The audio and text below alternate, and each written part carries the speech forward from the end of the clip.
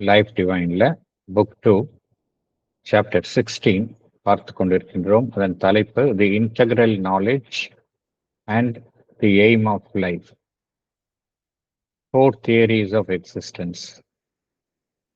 இது லாஸ்ட் செஷன்ல paragraph 5 and 6 பார்த்தோம். இந்த செஷன்ல பேராகிராஃப் 7 and 8 பார்க்கலாம். The Life Divine, Book 2, Chapter 16. The Integral Knowledge and the Aim of Life. 4 Theories of Existence. Paragraph 7. All views of existence that stop short of the transcendence and ignore it must be incomplete accounts of the truth of being. The pantheist view of the identity of the divine and the universe is a truth. For all this that is the Brahman. But it stops short of the whole truth when it misses and omits the supracosmic reality. On the other side, every view that affirms the cosmos only and dismisses the individual as a byproduct of the cosmic energy errs by laying too much emphasis on one apparent factual aspect of the world action. It is true only of the natural individual and is not even the whole truth of that. For the natural individual, the nature being is indeed a product of the universal energy, but is at the same time a nature personality of the soul, an expressive formation of the inner being and person. And this soul is not a perishable cell or a dissoluble portion of the cosmic spirit, but has its original immortal reality in the transcendence. Yes. Explanation.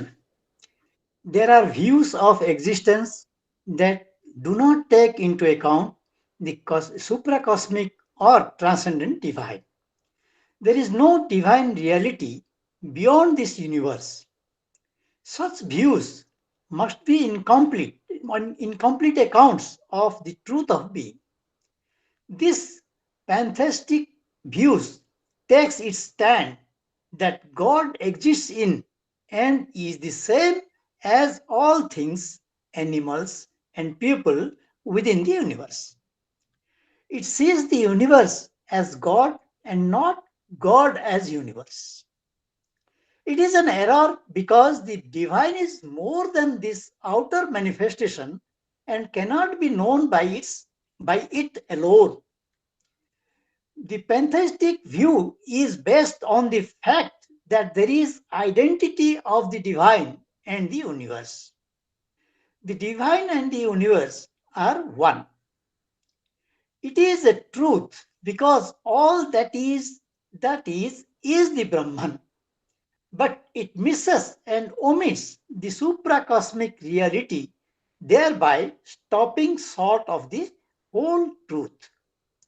On the other hand, there is a view that affirms the cosmos only and dismisses the individual as a byproduct of the cosmic energy. This view errs by laying too much emphasis on one apparent factual aspect of the world action. It is true only of the natural individual, that is, man as a part of nature operated by the cosmic energy. But it is not even the whole truth of that.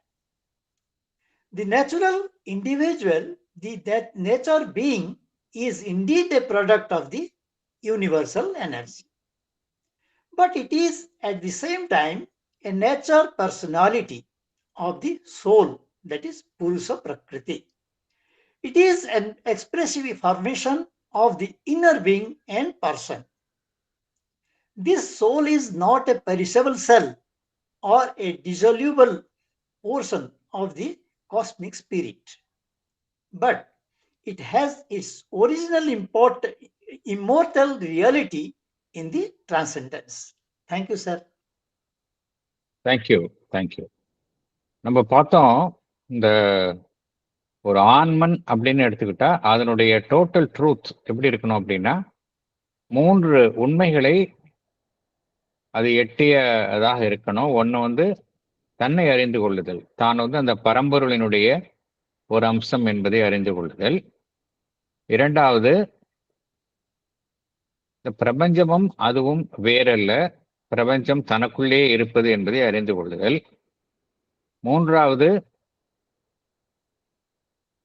தானும் பிரபஞ்சமும் அதை கடந்து இருக்கக்கூடிய, எல்லாம் கடந்த நிலையில் இருக்கக்கூடிய அந்த பரம்பொருள், அதனுடைய வெளிப்பாடுகள் தான் என்பதை அறிந்து கொள்ளுதல். இதுதான் வந்து total truth of the soul என்று பகவான் குறிப்பிடுகின்றார். இதுல ஏதோ ஒரு உண்மையை மாத்திரம் நாம் தனியே எடுத்துக்கொண்டு அது மாத்திரமே உண்மை என்று சொல்லுதல், அது வந்து ஒரு இன்கம்ப்ளீட் ஸ்டேட்மெண்டா தான் இருக்கும்.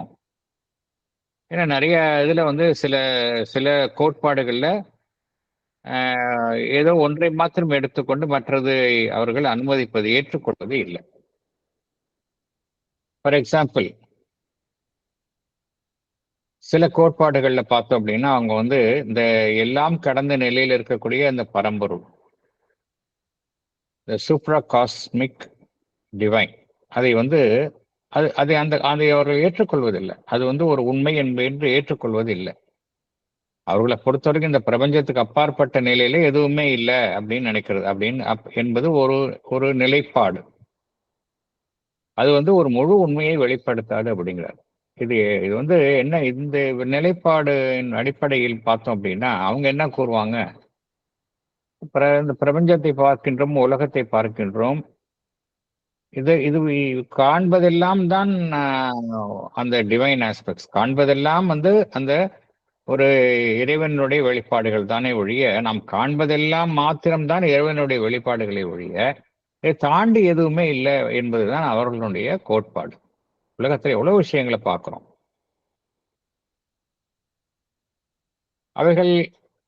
அவைகள் அனைத்தும் மாத்திரமே தான் பரம்பொருள் சார்ந்தவை, இதை தாண்டி வேறு எதுவுமே இல்லை என்பதுதான் அவர்களுடைய நிலைப்பாடு. அவர்களுக்கு பிரபஞ்சத்தை தாண்டி அவர்களுக்கு பார்க்க தெரியாது. இது வந்து ஒரு பிழையான ஒரு அணுகுமுறை என்று பகவான் குறிப்பிடுகின்றார். ஏன்னா இந்த டிவைன் அப்படிங்கிறது வெறும் அதனுடைய வெளிப்பாடுகளின் மூலமாகவே அறியப்படுவதில்லை. வெளிப்பாடுகளும் டிவைன் தான், உலகத்துல பார்க்கறது எல்லாமே டிவைன் தான். ஆனா அதையும் தாண்டி இருப்பதும் டிவைன் தான். அந்த ஆஸ்பெக்டை நம்ம வந்து ஏற்றுக்கொள்ளணும். இந்த உலகம், இந்த பிரபஞ்சம், பரம்பொருள் இரண்டும் வேறென்று என்று நினைப்பதும் சரிதான். ஏன்னா ஆல் இஸ் பிரம்மன். ஆனால் இந்த பிரபஞ்சத்தையும் தாண்டியும் இருப்பதும் பரம்பொருள் தான் என்பதையும் அறிந்து கொள்ளணும்.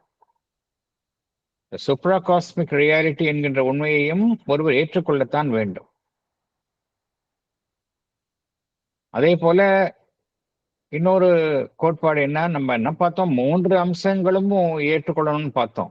ஒரு தனிப்பட்ட அமைப்பு, ஜீவனுக்குள்ளே இருக்கக்கூடிய அந்த பரம்பொருள், பிரபஞ்சத்தில் இருக்கக்கூடிய பிரபஞ்சத்தை எங்கும் வியாபித்துள்ள அந்த பரம்பொருள், இரண்டையும் கடந்திருக்கக்கூடிய நிலையில் இருக்கக்கூடிய அந்த பரம்பொருள், இவை 3ஐயும் நாம் ஏற்றுக்கொள்ளத்தான் வேண்டும். 3 குறித்த அனுபவத்தையும் ஒருவர் ஒரு சேர பெற வேண்டும் என்பதுதான் பார்த்தோம். இதை ஒரு அனுபவத்தை மாத்திரம் பகுதியாக பெற்றுக்கொண்டு அதுதான் உண்மை என்று கூறுதல் தவறு என்று அப்படின்னு பகவான் கூறுகின்றார். அதே போல பிரபஞ்சம் மாத்திரம்தான் உண்மை, பிரபஞ்சத்தில் இருக்கக்கூடிய தனிப்பட்ட அமைப்புகள், இப்ப நம்ம ஒவ்வொருவரும் பார்த்தோம் அப்படின்னா இண்டிவிஜுவலா நமக்குள்ள இருக்கக்கூடிய ஆன்மன் இருக்கின்றது. ஒவ்வொருத்தர்ட்டையும் இண்டிவிஜுவலா ஆன்மன் அப்படிங்கிற விஷயம் இருக்கு இல்லையா? ஒவ்வொருவரும் தனித்தனி ஜீவாத்மாக்களுடன் தொடர்பு கொண்டுள்ளார்கள்.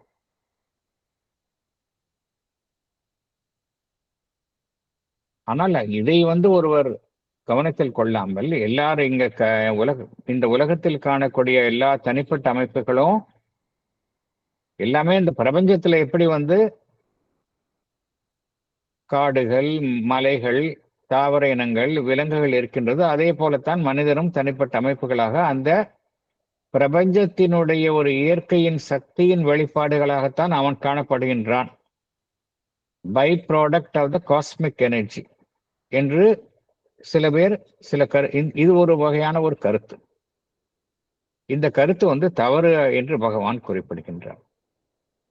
ஏன்னா இது உலகத்தினுடைய அந்த பிரபஞ்ச சக்தியினுடைய செயல்பாட்டினுடைய ஒரு அம்சத்தை மாத்திரமே அது பார்க்கின்றது. இப்ப நம்ம எல்லாமே பார்த்தோம் அப்படின்னா, நோ டவுட் அந்த காஸ்மிக் எனர்ஜி, பிரபஞ்ச சக்தியினுடைய அதை சார்ந்த அதனுடைய அந்த அந்த அதனுடைய இயற்கையினுடைய ஒரு பகுதியாகத்தான் நாம் அனைவருமே இருக்கின்றோம் என்பது உண்மைதான். ஆனால் அது ஒரு முழுமையான உண்மையாகாது. ஏன் முழுமையான உண்மையாகாது? இப்ப நம்ம சொல்றாங்க யாராவது ஒருத்தங்க, நீங்க இருக்கிறீங்க, நீங்க வெறும் சக்தி தான், ஏதோ ஒரு இயற்கையினுடைய சக்தி உங்களை பிரபஞ்சத்தில் பல்வேறு பொருட்களை சேர்த்து உங்களை படைத்துள்ளது. நீங்க வெறும் சக்தி தான்.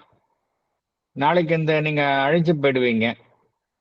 சக்தி கம்ப்ளீட்டா அதுலேருந்து உங்களிடம் இருந்து விடுபட்டு சென்றவுடன் நீங்களும் காணாமல் போய்விடுவீர்கள். உங்களை பொறுத்து நீங்க சிம்பிளி ஒரு சக்தியினுடைய உருவாக்கம் தான், வேற எதுவுமே கிடையாதுன்னு சொன்னா நம்மளால ஏத்துக்க முடியுமா என்றால் நிச்சயமா ஏமாத்துக்க முடியாது. அப்படின்னா நமக்குள்ள இருக்கக்கூடிய ஆன்மன் என்பது என்ன?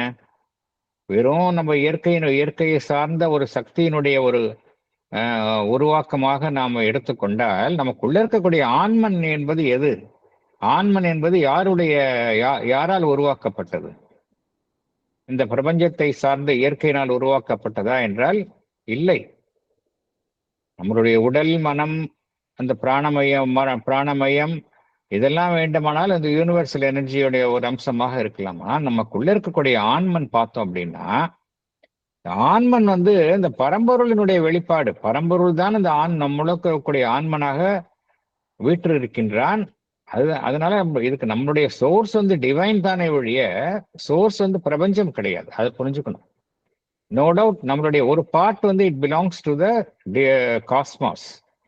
பட் நம்மளுடைய ஆன்மன் அது என்றைக்குமே அழிவு இல்லாதது இல்லையா? அது நமக்குள்ள இருக்கக்கூடிய எது அழியாத அம்சம் என்றால் நம்முடைய ஆன்மன். அதைத்தான் பகவான் என்ன கூறுகின்றார்? Dissoluble portion of the cosmic spirit அப்படிங்கிறார்.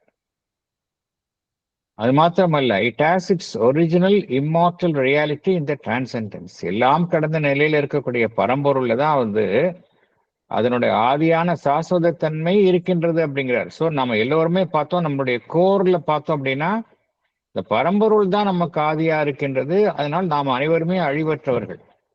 பிரபஞ்சத்தை சார்ந்த சக்தியினுடைய உருவாக்கமாக மாத்திரமே நாம் இருப்பதில்லை என்று குறிப்பிடுகின்றார். ஸோ இதுல என்னென்ன புரிஞ்சுக்கணும் அப்படின்னா, ஒன்று பிரபஞ்சத்தை கடந்த நிலையில் இருக்கக்கூடிய பரம்பொருளும் இருக்கின்றது, அதுவும் உண்மை.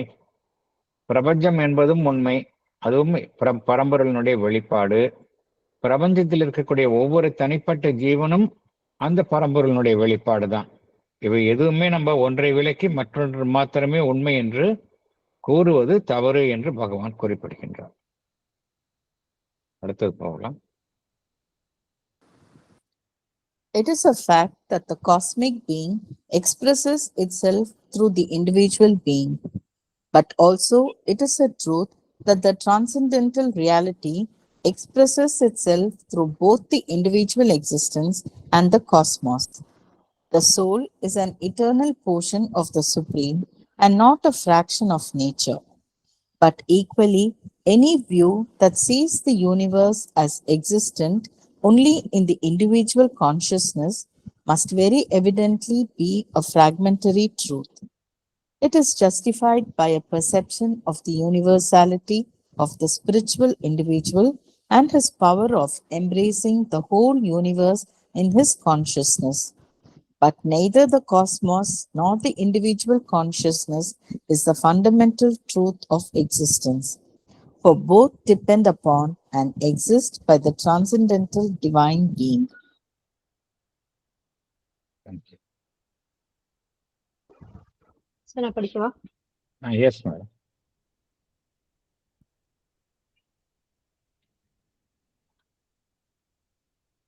It is a fact that the cosmic being, the universal self, expresses itself through the individual being. But it is also a truth that the transcendental reality expresses itself through both the individual existence and the cosmos. The soul is an eternal portion of the Supreme and not a fraction of nature, Prakriti. There is also a view that sees the universe as existent only in the individual consciousness. This view must very evidently be a fragmentary truth. It is justified by a perception of the universality of the spiritual individual and his power of embracing the whole universe in his consciousness. A yogi, on attaining the cosmic consciousness, experiences the whole universe in his individual consciousness. But neither the cosmos nor the individual consciousness is the fundamental truth of existence. The fact is that both depend upon and exist by the transcendent divine being. இதை படிச்சிருவா sir. படிச்சிருங்க madam. This triple aspect of the transcendent, the universal and the individual, must be included in the total truth of the soul, a cosmic manifestation. They are not three separate things. It is clear that the transcendent cannot be excluded, because if by any means the transcendent had to be excluded, all this would not exist. There is the philosophy of pantheism, which holds that this world is God. All that exists is God. Implicitly, God is this world. We exclude that part of divinity which exceeds this world. All which exists is God, but what is beyond this existence is also God. Thus, the pantheistic view is also a partial view because it omits the supracosmic reality. If we cannot ignore the transcendent reality, we cannot ignore the individual, either saying the individual is a being, comes today and passes tomorrow. The individual also is an eternal truth. Maybe what is called a natural individual, that part of us which is formed entirely by nature, is not eternal, but each individual is a product of the universal. Each individual is a derivation of the transcendent self that gives an eternal reality to the individual. The soul is an eternal portion of the Supreme, not a fraction of nature. It is true that the universe exists independently of the individual. Individuals form part of the universe, so they are interrelated. One does not exclude the other. And we must not forget that both the individual and the universal depend upon the transcendental divine being. Both of them derive from the transcendental.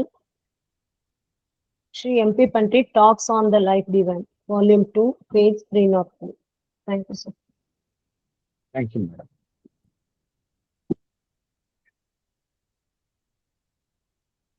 இந்த பிரபஞ்சம்,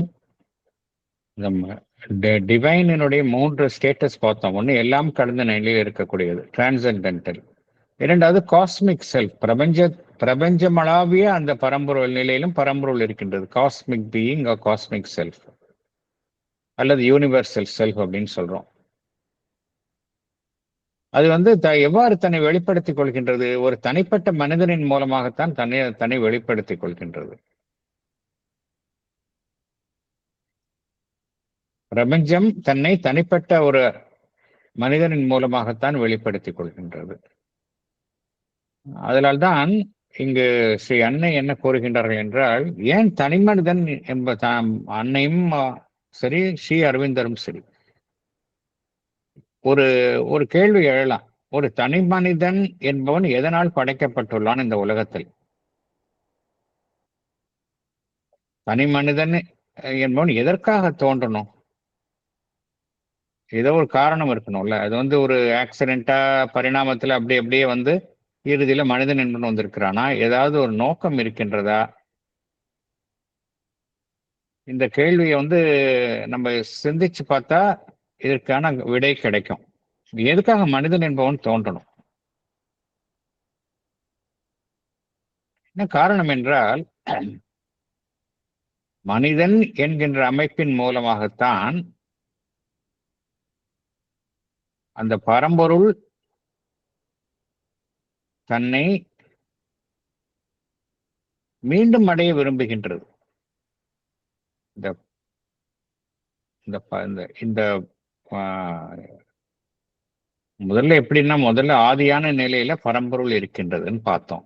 பகவான் என்ன கூறுகின்றார்? முதல்ல ஆதியான நிலையில பரம்பொருள் இருக்கின்றது. பரம்பொருள் தன்னையே வெளிப்படுத்தி சிருஷ்டி செய்து அதனால் ஆனந்தத்தை அடைய விரும்புகின்றது. அதனால் இந்த உலகங்கள் எல்லாமே, உலகங்கள் அதில் இருக்கக்கூடிய விஷயங்கள் எல்லாம் மெல்ல மெல்ல மெல்ல வெளிப்படுகின்றன. என்ன நடைபெறுகின்றது? ஆரம்பத்துல there is an involution of consciousness. அந்த உணர்வு நிலை இங்க புவியில இரக்கம் கொள்கின்றது. இரக்கம் கொண்டு சடப்பொருள் நிலையில வரைக்கும் கீழே போகுது. இன்கான்சியன்ஸ் லெவல்ல போய் தன்னை அங்க மறைத்துக் கொள்கின்றது. மறைந்துள்ள அது மெல்ல மெல்ல மெல்ல மேலும் மீண்டே அந்த சைக்கிள்ல மேலே மேலே அதனுடைய பயணம் தொடர்கின்றது. அதனுடைய இறுதி இலக்கு என்ன அப்படின்னா, எங்கிருந்து வந்ததோ அதை எட்டணும். பரம்பொருளிலிருந்து வந்தது மீண்டும் பரம்பொருளை அடையணும். அவ்வாறு அடையணும் என்றால் அது மனிதன் என்கின்ற தனி மனிதன் மூலமாகத்தான் அது தன்னை அடைய விரும்புகின்றது. அதனால்தான் மனிதனுக்கு தனி மனிதனுக்கு இங்க தனி மனிதனுடைய பொறுப்பு என்ன அப்படின்னா, பகவான் என்ன கூறுகின்றார்? அவன் தனக்குள்ள இருக்கக்கூடிய ஆன்மனை கண்டறியணும். ஆன்மனை நம்ம 3 நிலைகளை பார்த்தோம். தனக்குள்ள இருக்கக்கூடிய ஃபைண்டிங் ஆஃப் த சோல், அதை கண்டறியணும். அதுவும் பிரபஞ்சத்தில் இருக்கக்கூடிய அந்த ஆன்மனும் வேறல்ல என்கின்ற உண்மையை அறியணும். தனக்குள்ள இருக்கக்கூடிய ஆன்மனும் மற்றவர்களிடம் இருக்கக்கூடிய ஆன்மனும் ஒன்றுதான் என்கின்ற உண்மையை அடையணும். அதே போல தான் அந்த எல்லாம் கடந்த நிலையில் இருக்கக்கூடிய பரம்பொருளினுடைய ஒரு அம்சம் என்கின்ற ஒரு ஞானத்தையும் அந்த அவேர்னஸும் ஒருவர் எட்ட வேண்டும். இதுதான் இதற்காகத்தான் தனி மனிதன் படைக்கப்பட்டுள்ளான் அப்படிங்கிறார். ஆகையினால் இங்க என்ன புரிஞ்சுக்கணும் அப்படின்னா, எல்லாம் கடந்த நிலையில பரம்பொருள் இருக்கின்றது. அது எவ்வாறு தன்னை வெளிப்படுத்திக் கொள்கின்றது என்றால், பிரபஞ்சம் அதில் இருக்கக்கூடிய தனி மனிதன் என்பதன் மூலமாகத்தான் தன்னை வெளிப்படுத்திக் கொள்கின்றது படிப்படியாக. ஆகையினால நமக்கிட்ட என்ன ஒரு பெரிய முக்கியமான விஷயம் இருக்கு அப்படின்னா, ஆன்மன் அப்படிங்கிற விஷயம் மனிதன் கிட்டதான் இருக்கு. இதை நம்ம அறிவதில்லை. நம்ம அறியாமையில் இருப்பதனால வெளிப்புறத்திலேயே வாழ்கின்றோம். we are not aware of it. நமக்குள்ள டிவைன் இருக்குங்கிற ஒரு அவேர்னஸே நமக்கு எல்லோருக்கும் இருப்பதில்லை. அது ஒரு சாஸ்வதமான ஒரு பகுதி, பரம்பொருளினுடைய ஒரு சாஸ்வதமான பகுதி நம்மகிட்டே இருக்கு அப்படிங்கிறத நம்ம அறியாமல் இருக்கிறோம். அது வெறும் இயற்கையை சார்ந்த ஒரு இந்த பிரபஞ்ச சக்தியை சார்ந்த ஒரு அமைப்பு கிடையாது. பிரபஞ்ச சக்தியை சார்ந்த ஒரு அமைப்பாக நம்மளுடைய உடல் வேணா இருக்கலாம். ஆனால் நமக்குள்ள இருக்கக்கூடிய ஆன்மன் அந்த பிரபஞ்ச சக்தியை சார்ந்த விஷயம் கிடையாது. அது பரம்பொருளினுடைய ஒரு அம்சம் நமக்குள்ளேயே இருக்கின்றது. ஆகையினால இந்த உண்மையை அறியணும். இரண்டாவது,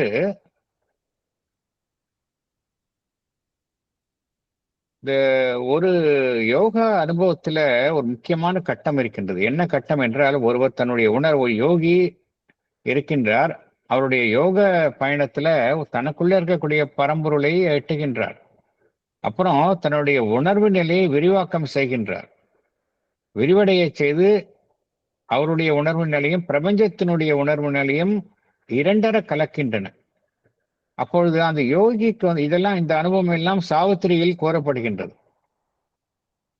அந்த யூனிவர்சல் கான்சியஸ்னஸ், காஸ்மிக் கான்சியஸ்னஸ் பற்றி சாவித்திரியில் வருகின்றது. சாவித்திரிக்கும் இந்த அனுபவம் ஏற்படுகின்றது, மன்னர் அஸ்வபதிக்கும் இந்த அனுபவம் ஏற்படுகின்றது. அது எப்படி அந்த காஸ்மிக் கான்சியஸ்னஸ்ல எப்படி அது என்ன என்பதை பகவான் அழகாக வர்ணிக்கின்றார். ஏன்னா அவருக்கு நேர்ந்த அனுபவத்தை தான் அவர் வர்ணிக்கின்றார்.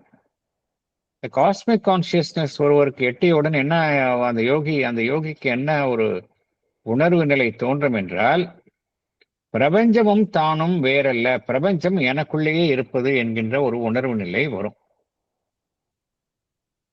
He experiences the whole universe in his individual consciousness. இது இந்த நிலை வரும். அப்பொழுது அதையும் கடந்து செல்ல வேண்டும். ஒருவர் அந்த நிலையிலே இருந்து கொண்டு பிரபஞ்சம் என்கின்ற தனிப்பட்ட அமைப்பு கிடையாது, அது என்னுடைய உணர்வு நிலையே இருக்கின்றது என்று யாரும் கூற முடியாது. அவ்வாறு கூறுவதும் தவறு அப்படிங்கிறார். நம்ம ஒருவர் அந்த நிலையை எட்டியவுடன் கூட அந்த நிலையிலே இருந்து விடாமல் அதையும் தாண்டி செல்ல வேண்டும் என்று குறிப்பிடுகின்றார் பகவான். அதனால ஒரு தனிப்பட்ட உணர்வு நிலையோ சரி, பிரபஞ்சம் தழுவிய உணர்வு நிலையோ சரி, அது அடிப்படை உங்களுடைய வாழ்வினுடைய அடிப்படை உண்மையாகாது அப்படிங்கிறார். It is not the fundamental truth of existence. ஏன் அப்படின்னா நம்மளுடைய தனிமனித இருப்பும் சரி, பிரபஞ்சத்தினுடைய இருப்பும் சரி, எதை சார்ந்து இருக்கின்றன என்றால் இவை இரண்டையும் கடந்த அந்த பரம்பொருள், எல்லாம் கடந்த நிலையில் இருக்கக்கூடிய பரம்பொருள் தான் அதற்கு அடிப்படையாக இருக்கின்றன என்பதை ஒருவர் அறிய வேண்டும். நம்ம இந்த பேராகிராஃப் பார்த்தனுடைய சாராம்சத்தை தான் ஸ்ரீ எம்பி பண்டினுடைய இந்த விளக்கம் கூறுகின்றது. ஏன்னா ஒரு டோட்டல் ட்ரூத் ஆஃப் த சோல்ல transcendent, universal, individual must be included. இது நம்ம ஏற்றுக்கணும். இவை மூன்றுமே தனித்தனியான விஷயங்கள் கிடையாது. நம்ம எதையும் விளக்கவும் முடியாது. எல்லாம் கடந்த நிலையில் இருக்கக்கூடிய பரம்பொருளை விளக்கவும் கூடாது. அதே போல பிரபஞ்சத்தை நம்ம விளக்க முடியாது, தனி மனிதனையும் விளக்க முடியாது. எக்ஸ்க்ளூடே பண்ண முடியாது, எதையுமே எக்ஸ்க்ளூட் பண்ண முடியாது. இங்கே பிரபஞ்சத்தில் இருப்பது அனைத்தும் பரம்பொருள் தான், பிரபஞ்சத்தை கடந்து இருப்பதும் பரம்பொருள் தான் என்கின்ற உண்மையை ஒருவர் எப்பொழுதுமே உணர்ந்திருக்க வேண்டும். தனி மனிதன் என்பதும் அந்த பரம்பொருளினுடைய ஒரு அம்சம்தான் என்பதையும் உணர்ந்திருக்க வேண்டும். முக்கியமாக எதை உணர வேணும் அப்படின்னா, நம்ம வெறும் இயற்கையை சார்ந்த அழியக்கூடிய அமைப்பு கிடையாது. நமக்குள்ள இருக்கக்கூடிய சாஸ்வதமான பொருள் இருப்பதினால்தான் நாம் புறத்தில் வாழ்கின்றோம் என்பதை நாம் அறியணும். நமக்குள்ள ஒரு சாஸ்வதமான ஒரு அழியாத ஒரு பொருள் நமக்குள்ளேயே இருக்கின்றது என்கின்ற உண்மையை ஒருவர் எப்பொழுதுமே உணர்ந்திருக்க வேண்டும். இதைத்தான் பகவானும் அன்னையும் எதுக்கு வலியுறுத்தினார்கள்? ஃபைண்ட் யுவர் சைக்கிக் பீயிங் என்று கூறினார்கள். இந்த சைக்கிக் பீயிங் கண்டறிவதற்குத்தான் அதிக முக்கியத்துவம் இந்த யோகத்தில் தரப்படுகின்றது. இது நமக்கு இந்த புரிதல் நமக்கு என்ன ஒரு உண்மையை நமக்கு வழங்குகின்றது என்றால், நாம் சாஸ்வதமான ஒரு மெய்ப்பொருளினுடைய ஒரு அம்சம் என்கின்ற உண்மையை நமக்கு வழங்குகின்றது. ஏன்னா நம்மளுடைய ஆன்மன் என்பது அந்த பரம்பொருளினுடைய ஒரு சாஸ்வதமான ஒரு பகுதியை ஒழிய இயற்கையினுடைய ஒரு பகுதி கிடையாது. ஆன்மன் உடல் வேணா அப்படி இருக்கலாம், இயற்கை ஆன்மன் அப்படி கிடையாது. எல்லாமே இன்டர் ரிலேட்டட் அப்படிங்கிறார். தனி மனிதன், பிரபஞ்சம், அந்த பரம்பொருள் எல்லாமே ஒன்றோடு ஒன்று இணைந்தவை. ஒன்றை பிரிக்கவே முடியாது. நம்ம எதையுமே தனியா பிரிச்சு அது மாத்திரம்தான் உண்மை என்று கூற முடியாது. அடுத்தது பேராகிராஃப் 8 போலாம். நம்ம Paragraph 8. This divine being, Sachidananda, is at once impersonal and personal. It is an existence and the origin and foundation of all truths, forces, powers, existences, but it is also the one transcendent conscious being and the all-person, of whom all conscious beings are the selves and personalities. For he is their highest self and the universal indwelling presence. Thank you.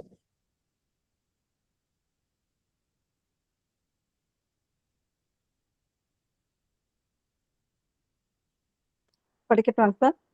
Yes. The divine being Sachidananda is at once impersonal and personal. It is an existence and the origin and foundation of all truths, forces, powers, existences. It is also the one transcendent conscious being and the all person. All conscious beings are the selves and personalities of him. It is because he is their highest self and the universal indwelling presence. Thank you, sir. Thank you. நம்ம இந்த divine எப்படி நினைக்கிறோம்? For example, ஒளி இருக்கின்றது, light இருக்கு, இல்ல ஒரு சக்தி இருக்கின்றது. இது ரெண்டும் நம்ம எப்படி பார்க்கிறோம்? அதை இம்பர்சனலா தான் பார்க்கிறோம். அது எந்த விதமான ஒரு தனித்துவம் கொண்ட ஒரு அமைப்பாக நம்ம பார்ப்பதில்லை. ஒளி இருக்கின்றது, எஸ், இட் இஸ் இம்பர்சனல். சக்தி இருக்கின்றது, இம்பர்சனல். டிவைனும் அப்படித்தான். ஒரு பக்கம் அது இம்பர்சனலா இருக்கும், எந்த விதமான ஒரு தனிநபர் அமைப்பையும் தான் கொண்டிருப்பதாக இருக்காது. அது ஒரு ஆஸ்பெக்ட் தான். அது இம்பர்சனல் என்பது ஒரு ஆஸ்பெக்ட். டிவைன் வந்து ஏன்னா டிவைனை வந்து மனிதர்கள் வந்து பார்த்தோம் அப்படின்னா அவர்களுடைய இயல்பிற்கு ஏற்றபடிதான் அந்த பரம்பொருளை அவர்கள் அணுகுகின்றார்கள். சில பேர் வந்து பார்த்தோம் அப்படின்னா டிவைன் வந்து இம்பர்சனல்ல தான் பார்க்கறாங்க. அது இம்பர்சனல், அவ்வளவுதான். அது ஒரு பிரசன்ஸ், இம்பர்சனல் பிரசன்ஸா இருக்கு, அவ்வளோ, அது போதும் எனக்குன்னு சில பேர் அப்படி அணுகுபவர்களும் உண்டு. மெஜாரிட்டி எப்படி அணுகுகின்றார்கள்? டிவைன் வந்து ஒரு பர்சனாகத்தான் அணுகுகின்றார்கள். So it is personal also. It is at once impersonal, at once personal. இல்ல டிவைன் வந்து வெறும் பர்சனல் தான், இம்பர்சனல் சொல்ல முடியாது. இல்ல இம்பர்சனல் தான் வெறும் பர்சனல்னு சொல்ல முடியாது. It is both. ஏன்னா அதுதான் வந்து அனைத்திற்குமே அடிப்படையாக, அனைத்திற்கும் ஃபவுண்டேஷன் எதுன்னு அதுதான். அனைத்து சக்திகள், அனைத்து இருப்புகள், அனைத்து உண்மைகளுக்கும் ஃபவுண்டேஷன் அந்த டிவைன் தான்.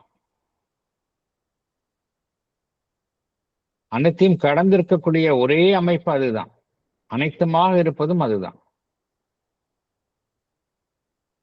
நாம் எல்லோருமே ஆல் கான்சியஸ் பீயிங்ஸ். அது என்ன பகவான் என்ன கூறுகின்றார்? Are the selves and personalities of him அப்படிங்கிறார். எல்லா கான்சியஸ் பீயிங்ஸும் அந்த டிவைனுடைய ஒரு அங்கங்கள் தான், அம்சங்கள் தான், அதனுடைய வெளிப்பாடுகள் தான் என்று கூறுகின்றார். நம்முடைய ஹையஸ்ட் செல்ஃப் எதுன்னு பார்த்தோம் அப்படின்னா டிவைன் தான். நம்முடைய ஹையஸ்ட் செல்ஃப் டிவைனா தான். டிவைன் வந்து எப்படி இருக்குன்னா, நம்முடைய ஹையஸ்ட் செல்ஃப் எது அப்படின்னா டிவைன். அதே போல நமக்கு உள்ள இருக்கக்கூடிய அனைத்து, இந்த பிரபஞ்சத்தில் இருக்கக்கூடிய அனைத்தினுள்ளும் உள் வசிக்கக்கூடிய ஒரு சாநித்தியமாக எது இருக்கின்றது என்றால் அதுவும் டிவைன் தான். ஸோ இது ரெண்டையும் புரிஞ்சுக்கணும். எல்லாத்துக்கும் மேல இருப்பதும் டிவைன் தான், அனைத்தினுள்ளும் வசிப்பதும் சாநித்தியமாக இருப்பதும் அந்த டிவைன் தான். ஸோ இந்த டிவைனுடைய ஆஸ்பெக்ட்ஸ் நம்ம எல்லா நிலையிலும் புரிஞ்சுக்கணும். ஒன்று தான் உண்மை, மற்றொன்று இதுன்னு சொல்ல முடியாது. இம்பர்சனல் தான் உண்மை, பர்சனல் உண்மை இல்லைன்னு சொல்ல முடியாது. பர்சனல் தான் உண்மை, இம்பர்சனல் உண்மை இல்லைன்னு சொல்ல முடியாது. அதே போல எல்லாத்தையும் கடந்திருக்கக்கூடிய அனைத்திற்கும் மேலாக இருப்பதும் அதுதான், அனைத்தினுள்ளும் வசிப்பவனும் அவன்தான். அடுத்தது போகலாம். It is a necessity for the soul in the universe, and therefore the inner trend of the evolutionary energy and its ultimate intention, to know and to grow into this truth of itself, to become one with the divine being, to raise its nature to the divine nature, its existence into the divine existence, its consciousness into the divine consciousness, its delight of being into the divine delight of being, and to receive all this into its becoming, to make the becoming an expression of that highest truth, to be possessed inwardly of the divine self and master of its existence, and to be at the same time wholly possessed by him and moved by his divine energy, and live and act in a complete self-giving and surrender. Thank you.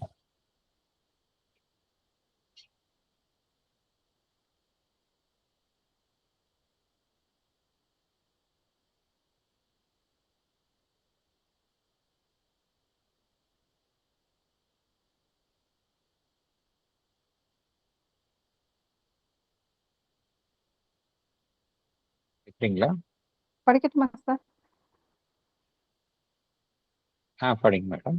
It is a necessity for the soul in the universe to know and to grow into this truth of itself, to become one with the divine being, to raise its nature to the divine nature, to raise its existence into the divine existence, to raise its consciousness into the divine consciousness, to raise its delight of being into the divine delight of being. The soul in the universe has to receive all this into its becoming, that is, in its evolutionary manifestation. It has to make the becoming an expression of that highest truth. It has to be possessed inwardly of the divine self and master of its existence. At the same time, it has to be wholly possessed by him and moved by his divine energy. It has to live and act in a complete self-giving and surrender. As this becomes the necessity of the soul, so it becomes the inner trend of the evolutionary energy and its ultimate intention. Thank you, sir. Thank you. ஆசிரமத்துல எல்லாரும் கேட்பாங்க, ஸ்ரீ அன்னையிடம் கேட்பார்கள், நான் முன்னேறுகின்றேனா என்று கேட்பார்கள். am I progressing அப்படின்னு கேட்பார்கள். ஸ்ரீ அன்னையும் கூறுவார்கள், நீ நன்றாக முன்னேறி இருக்கின்றாய் அப்படின்னு சொல்லுவாங்க. ப்ரோக்ரஸ்னா என்ன?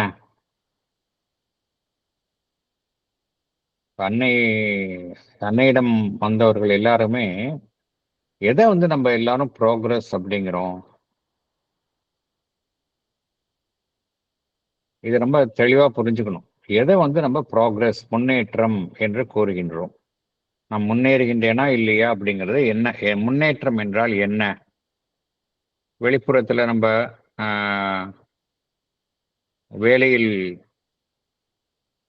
ப்ரமோஷன் வர்றது சொல்றதா, வீடு வாங்குறதும் இல்ல பொருள்களை சம்பாதித்துக் கொள்கின்றோம் அதே நம்ம சொல்றதா, அதை ப்ரோக்ரஸ் சொல்றதா அப்படின்னா, அதெல்லாம் ஒரு மேலோட்டமாக இருக்கக்கூடிய ஒருவருக்கு வாழ்வில் ஏற்படக்கூடிய ஒரு ப்ராக்ரஸ், மெட்டீரியல் ப்ராக்ரஸ், மெட்டீரியல் லெவலில் இருக்கக்கூடிய ப்ராக்ரஸ். அன்னை பகவான் ஸ்ரீ அரவிந்தரும் ப்ராக்ரஸ், எல்லாரும் ப்ராக்ரஸ் ஆகணும் அப்படிங்கிறதுதான் என்பதை அமைத்தார்கள், சாதகர்கள் தோன்றினார்கள். எதற்காக, எதுக்கு அவங்க சொல்ற ப்ராக்ரஸ் என்ன அப்படின்னா, நம்ம இந்த பேராகிராஃப்ல பாக்குறோமே அது எல்லாமே எல்லாத்தையும் அடக்கியது, தன்னுள்ளே அடக்கியது. முதல்ல ஒருவர் ப்ராக்ரஸ் அப்படி ஆகும் பொழுது முதலில் ஒருவர் என்ன செய்யணும் அப்படின்னா, மெல்ல மெல்ல மெல்ல தன்னுடைய புறத்தில் இருந்து, இந்த சர்ஃபேஸ்ல இருந்து கொண்டு மெல்ல மெல்ல உள்ள போகணும், உள்ள எட்டி பார்க்கணும். இப்ப வெளியில தான் நம்ம ஃபுல்லா இருக்கிறோம், நம்ம பார்வை எல்லாம் வெளியில இருக்கு, வெளியில தான் நம்ம பார்க்கிறோம். உள்ள பார்க்க முதல்ல உள்பக்கம் பார்வையை திருப்பணும். இது ஃபர்ஸ்ட் ஸ்டெப். உள்பக்கம் பார்வையை திருப்பும் பொழுது என்ன நடைபெறுகின்றது என்றால், மேற்புறத்திலே நம்ம வாழ்கின்றோம். நம்மளுடைய மேற்புற எண்ண ஓட்டங்கள், மேற்புறத்தில் இருக்கக்கூடிய இந்த பிராணமயத்தினுடைய தேவைகள், இமோஷன்ஸ்ல இருக்கிறோம், இல்ல உடலினுடைய ஒரு பாதிப்புகள், நமக்கு பசிக்கின்றது, உடல் வலிக்கின்றது, இது மாதிரி பாடி மைண்டட் லைஃபினுடைய எக்ஸ்டர்னல் நெசசிட்டிஸில் தான் மெஜாரிட்டி ஆஃப் த பீப்புள் நம்ம இருக்கிறோம். அதுலேருந்து உள்ள திரும்புங்க அப்படிங்கிறாங்க. லிவிங் வித்தின் அப்படிங்கிறாங்க. டு லிவ் வித்தின், இந்த லிவ் வித்தின், உள்ளே அகத்தில் வாழ முயற்சி செய்யுங்கள், பழகுங்கள் அப்படிங்கிறாங்க. ஒன்ஸ் நம்ம அந்த அகத்தில் வாழ அது வாழ துவங்கும் பொழுது என்ன நடைபெறுங்கிறது, மெல்ல மெல்ல உள்ள போகிறோம். முதல்ல சர்ஃபேஸ் பீயிங் இருக்கு, அதுக்குள்ள சப்லிமினல் செல்ஃப் அப்படின்னு சொல்றாங்க, உள் ஜீவன். அதுக்குள்ள போனோன்னே என்ன நடைபெறுகின்றது, எந்தெந்த விஷயம்லாம் நமக்கு வெளியில இருக்கோ அதனுடைய கரஸ்பாண்டிங் இன்னர் பார்ட்ஸ் எல்லாம் உள்ள இருக்கு. Inner mind, inner vital, inner physical, இதெல்லாம் உள்ள இருக்கு. இங்க என்ன சொல்றாங்க, அதையும் தாண்டி உள்ள போங்க அப்படிங்கிறாங்க மதர். உள்ள போனீங்கன்னா இன்மோஸ்ட், இதோட இன்மோஸ்ட் போர்ஷனுக்கு இங்க உள்ள போகலாம் அப்படிங்கிறாங்க. அதையும் தாண்டி நீங்க உள்ள போனீங்கன்னா உள்ள இருக்கக்கூடிய அந்த ஆண்மன் சைத்திய புருஷனுடைய ஓரளவு அதனுடைய கிளிம்ஸ் கிடைக்கும் அப்படிங்கிறாங்க. கிளிம்ஸ்னா என்ன அர்த்தம், ஒரு ஜஸ்ட் ஒரு குறுகிய ஒரு நேர ஒரு பார்வை. கிளிம்ஸ்னா என்ன அர்த்தம், சட்டுன்னு தோன்றி மறையக்கூடிய ஒரு காட்சி, அது கிடைக்கும் அப்படிங்கிறாங்க. மதர் சொல்றாங்க கிடைக்கும் அப்படிங்கிற முயற்சி செய்யுங்கள், கிடைக்கும் அப்படிங்கிற நம்பிக்கை வைங்க அப்படிங்கிறாங்க. மதர் என்ன சொல்றாங்க, அடிப்படையில் உங்களுக்கு நம்பிக்கை வேணும் அப்படிங்கிறாங்க. மதர் சொல்லியிருக்கிறாங்க நமக்குள்ள இருக்கக்கூடிய சைத்திய புருஷன் இருக்கு அப்படின்னு, அதை நம்பணும். ஃபர்ஸ்ட் நீங்க நம்பினீங்கன்னா உங்களுக்கு கிடைக்கும் அப்படிங்கிறாங்க. நம்ம ஏன் நமக்கு இன்னும் அந்த தொடர்பு கிடைக்கவில்லை என்றால், நாம் அதை நமக்கு நிறைய டவுட்ஸ் இருக்கு. அது இருக்குமா இருக்காதா, நமக்கு கிட்டுமா கிட்டாதா, இப்படிங்கிற டவுட்ஸ் இருக்கிறதுனால உங்களுக்கு கிடைக்க மாட்டேங்குது. But if you have complete faith இருந்தது அப்படின்னா அதனுடைய தரிசனத்தை நீங்கள் காணலாம் அப்படிங்கிறாங்க. ஸோ இந்த ப்ராக்ரஸ் தான் என்ன அர்த்தம் அப்படின்னா, உள்ள இருக்கக்கூடிய அந்த சைத்திய புருஷனுடைய தரிசனத்தை நாம் எட்டுவது. இது ஃபர்ஸ்ட் ஸ்டெப். ஆனா இது மாத்திரம் பத்தாது. ஃபர்ஸ்ட் வந்து நமக்குள்ள இருக்கக்கூடிய ஆன்மனை கண்டறியணும். அந்த ஆன்மா வந்து எந்த உண்மையை அறியணும்? ஃபர்ஸ்ட் வந்து அந்த ஆன்மன் வந்து தான் பரம்பொருளினுடைய ஒரு பகுதி ஆகையினால் நான் என்னை அந்த பரம்பொருளினுடைய நிலைக்கு நான் உயர்த்தி கொள்வேன் என்று அந்த ஆன்மன் சங்கல்பம் செய்ய வேண்டும். இது இரண்டாவது. ஆன்மன் வந்து ஒன்ஸ் அதை வந்து அறிந்து கொண்டது என்றால், அறியாமையில் இருக்கும் ஆன்மன் எந்த உண்மையை அறிந்து கொள்கின்றது? பரம்பொருளினுடைய ஒரு பகுதி என்று அறிந்து கொள்ளும் பொழுது இந்த சச்சிதானந்தத்தினுடைய அனைத்து அம்சங்களையும் அது எட்டுகின்றது இல்லையா? அதனுடைய சாதாரண இருப்பை டிவைன் எக்ஸிஸ்டன்ஸ் சத் அது காக்குகின்றது.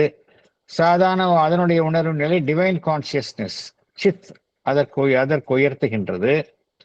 தன்னுடைய ஆனந்தத்தை இறை ஆனந்தத்திற்கு அது உயர்த்துகின்றது. ஆனந்தம் இது எல்லாத்தையும் என்ன சொல்றாங்க, பகவான் என்ன சொல்றாரு? இது வந்து எல்லாத்தையும் ஆன்மன் வந்து தன்னுடைய ஆன்மீக தன்னுடைய தன்னுடைய பரிணாமத்தினுடைய அந்த பயணத்தில் வெளிப்படுத்தணும் அப்படிங்கிறார். தன்னை வெளிப்படுத்தணுமா? அப்படியே இது மாத்திரம் அறிந்து கொண்டால் மாத்திரம் பார்த்தாது, it has to express itself அப்படிங்கிறார். இந்த உண்மைகளை அது இந்த தன்மைகளை அது எட்டினால் மாத்திரம் பத்தாது, அதை வெளிப்படுத்த வேண்டும் அப்படிங்கிறார். அந்த உயர்வான உண்மையினுடைய வெளிப்பாட்டை தான் வெளிப்படுத்தணும் அப்படிங்கிறார். அந்த பரம்பொருளுடைய அனைத்து தன்மைகளையும் தான் எட்டுவது மாத்திரம் அல்லாமல் அதனால் முழுவதும் அது ஆக்கிரமிக்க ஒரு மனிதனுடைய ஆன்மன் அந்த முழு இறை அம்சத்தாலும் ஆக்கிரமிக்கப்பட வேண்டும் என்று கூறுகின்றார். அந்த இறை சக்தியால் தான் அது இயக்கப்பட வேண்டும் அப்படிங்கிறார். அது எவ்வாறு இருக்க வேண்டும்? தன்னை முழுவதுமாக அர்ப்பணித்துக் கொண்டு அந்த பரம்பொருளுக்கு வாழ வேண்டும் என்று குறிப்பிடுகின்றார். இதெல்லாம் தான் ஆன்மனை கண்டறிந்த பின்பு ஆன்மனினுடைய ஒரு வேலையாக கருதப்படுகின்றது. ஆன்மனினுடைய பயணத்தினுடைய இலக்காக கருதப்படுகின்றது. இதுதான் வந்து பரிணாமத்தினுடைய இலக்காகவும் இறுதியான ஒரு ஆன்மன் வந்து பரிணாமத்தில் ஈடுபடுத்தினால் ஆன்மனினுடைய இந்த இலக்கு தான் பரிணாமத்தினுடைய இறுதி இலக்காகவும் கருதப்படுகின்றது அப்படிங்கிறார். அடுத்தது போகலாம். On this side, the dualistic and theistic views of existence, which affirm the eternal real existence of God and the soul, and the eternal real existence and cosmic action of the divine energy, express also a truth of the integral existence. But their formulation falls short of the whole truth if it denies the essential unity of God and soul, or their capacity for utter oneness, or ignores what underlies the supreme experience of the merger of the soul in the divine unity through love, through union of consciousness, through fusion of existence in existence.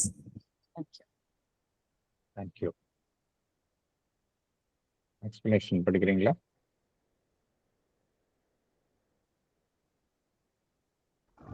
Sir நான் படிக்கவா? படிங்க madam. The dualistic view of existence affirms the eternal existence of God on one side and the cosmic action of divine energy on the other side. The theistic view of existence affirms the existence of one God who has created this universe. Both views also express the truth of the integral existence, but their formulation falls short of the whole truth if it denies the essential unity of God and soul, or their capacity for utter oneness. It does not convey the whole truth if it ignores what underlies the supreme experience of the merger of the soul in the divine unity through love, through union of consciousness, through fusion of existence in existence. Another Thank you. feature to Yes, please. Yes. Another feature to be noted is that the reality is both personal and impersonal. It is a Purusha, what we call God. Also, it is an existence, a consciousness, a bliss, a state, but both are true. Neither of them is superior to the other. Both are complementary aspects of one reality. So, if there is existence, there is also the conscious being. The conscious being is the self, the highest self. And it is that conscious being, the highest self, which forms the universal indwelling presence. The presence that dwells everywhere is of this highest self, which is the conscious being or the divine Purusha. To know this highest self, to grow into this highest self, and to manifest that highest self in our life is the meaning and object of life. Sri M.P. Pandit talks on the Life Divine, Volume 2. Thank you, sir. Thank you. ரெண்டு விதமான கருத்துக்கள் இருக்கின்றது. ஒரு கருத்து என்ன சொல்லுது, பரம்பொருள் ஒரு இடத்துல இருக்கு, டிவைன் ஒரு பக்கம், தனிப்பட்ட ஆன்மன் வேறு பக்கம் இருக்கு, ரெண்டு தனித்தனியாகத்தான் இருக்கும், இரண்டும் ஒரு சேர முடியாது அப்படின்னு சொல்றோம். டியூலிஸ்டிக் வியூ ஆஃப் எக்ஸிஸ்டன்ஸ், துவைத்தம் அப்படிங்கிறோம். டிவைன் வேறு, ஆன்மன் வேறு. இந்த ஆன்மன் தனியாகத்தான் இருக்கும். It can never become one with a divine அப்படின்னு ஒரு கருத்து. அப்புறம் இன்னொரு இது டியூலிஸ்டிக் வியூ ஆஃப் எக்ஸிஸ்டன்ஸ் அப்படிங்கிற இன்னொன்னு கருத்து என்ன சொல்லுது, தீயிசம்னா ஒரே கடவுள், ஒரு கடவுள் தான் இந்த பிரபஞ்சத்தை படைத்தார், ஒரே கடவுள் தான் அது. அந்த கடவுள் எப்படி இருக்காருன்னா, அது அவரிலிருந்து வெளிப்பட்டதுதான் இந்த பிரபஞ்சம்.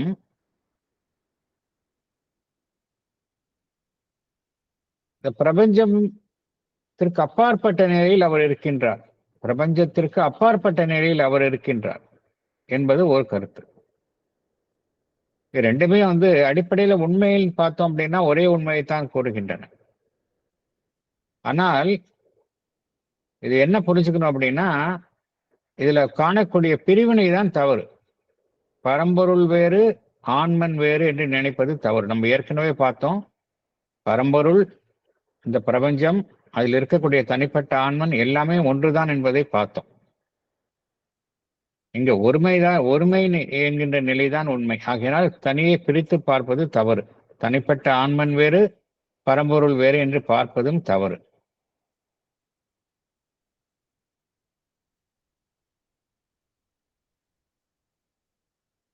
எது எது உண்மை, ஒரு முழுமையான உண்மையாக இருக்க முடியும் அப்படின்னா, அந்த தனிப்பட்ட ஆன்மன் அந்த பரம்பொருளுடன் இரண்டரை ஒன்று கலத்தல், அதுதான் உண்மையாக இருக்க முடியும் ஒழிய தனியே இருப்பது என்பது உண்மையை வெளிப்படுத்தார். தன்மையை இருப்பது என்றால் அது முழுமையான உண்மையாக இருக்க முடியாது அப்படிங்கிறார்.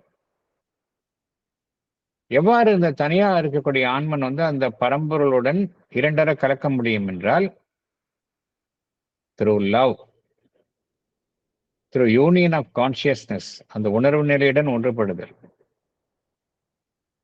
through fusion of existence and existence, தன்னுடைய இருப்பையும் அந்த இறைவனுடைய இருப்பையும் இரண்டரை இருப்பையும் தன்னுடைய இருப்பை அந்த இறைவனுடைய இருப்புடன் இரண்டரை கலக்க செய்வது, தன்னுடைய உணர்வு நிலையும் அந்த பரம்பொருளுடைய உணர்வு நிலையும் இரண்டரை கலக்க செய்வது, தன்னையும் அந்த பரம்பொருளையும் பரஸ்பரம் அன்பின் மூலமாக ஒன்று சேர்ப்பது. இதன் மூலமாகத்தான் அந்த தனிப்பட்ட ஆன்மன் இந்த பரம்பொருளுடன் ஒன்று கலக்க முடியும். அதுதான் ஒரு ஹோல் ட்ரூத்தா இருக்க முடியுமே ஒழிய, பரம்பொருள் வேறாகவும் இந்த ஆன்மன் தனியான ஒரு அமைப்பாகவும் இருப்பது என்பது முழு உண்மையாகாது என்று பகவான் குறிப்பிடுகின்றார். அதனால இதுவரைக்கும் என்ன பார்த்த கருத்துக்கள் தான் இந்த லாஸ்டா நம்ம ஒரு சம்மரி இங்க ஸ்ரீ எம்பி பண்டிட் என்னுடைய குறிப்பிடப்படுகின்றார். முதல்ல இந்த பரம்பொருளினுடைய அந்த இறை மெய்மை என்பது பர்சனலாகவும் இருக்கு, இம்பர்சனலாகவும் இருக்கு. அதை புரிஞ்சுக்கணும்.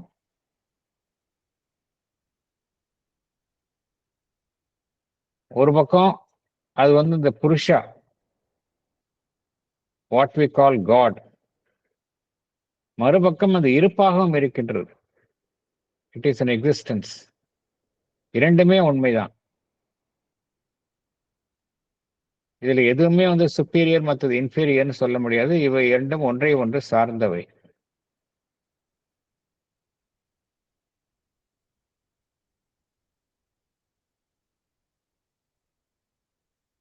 இது தனிப்பட்ட இருப்பு நம்ம சொல்றோமே, அது எப்படின்னா அது கான்சியஸ் பீயிங்.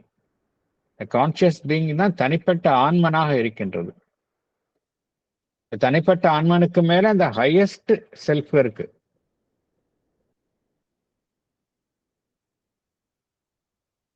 இந்த ஹையஸ்ட் செல்ஃப் தான் நமக்கு மேல என்ன இருக்கின்றது, எல்லாம் கடந்த நிலையில் இருக்கக்கூடிய அந்த ஹையஸ்ட் செல்ஃப் இருக்கின்றது. அதுவேதான் எவ்வாறு இருக்கின்றது, இந்த பிரபஞ்சம் முழுவதையும் வியாபித்து ஒவ்வொன்றினுள்ளும் இருக்கக்கூடிய அந்த இறை சாநித்தியமாகவும் இருக்கின்றது என்பதை பார்த்தோம். நமக்கு மேலேயும் அதான் இருக்கின்றது, நமக்கு உள்ளேயும் அதுதான் இருக்கின்றது. அதுதான் அடிப்படை உண்மை. உள்ள இருக்கக்கூடிய அந்த பிரசன்னத்தை தான் நாம் டிவைன் புருஷா என்று கூறுகின்றோம். அதே போல் நமக்கு மேல உள்ள அந்த ஹையஸ்ட் செல்ஃப், அதை நோக்கித்தான் நாம் அனைவருமே பயணிக்கின்றோம். அதனுள் இரண்டரை கலக்க விரும்புகின்றோம். இரண்டரை கலப்பது மாத்திரமல்ல, அந்த மேல இருக்கக்கூடிய அந்த ஹையஸ்ட் செல்ஃப், அதை நம்மளுடைய வாழ்வினுடைய அனைத்து அம்சங்களின் மூலமாகவும் வெளிப்படுத்த விரும்புகின்றோம். இதுதான் வாழ்வினுடைய இலக்காக வேண்டும் என்று பகவான் குறிப்பிடுகின்றார். இதுதான் பூரண யோகத்தினுடைய நோக்கமாகவும் இருக்கணும் அப்படிங்கிறார். அதனால இந்த பேராகிராஃப் 7 and 8 அதனுடைய கருத்துக்கள் தான் நம்ம பார்த்தோம். நெக்ஸ்ட் செஷன்ல பேராகிராஃப் 9 அதற்குள்ளே செல்லலாம்.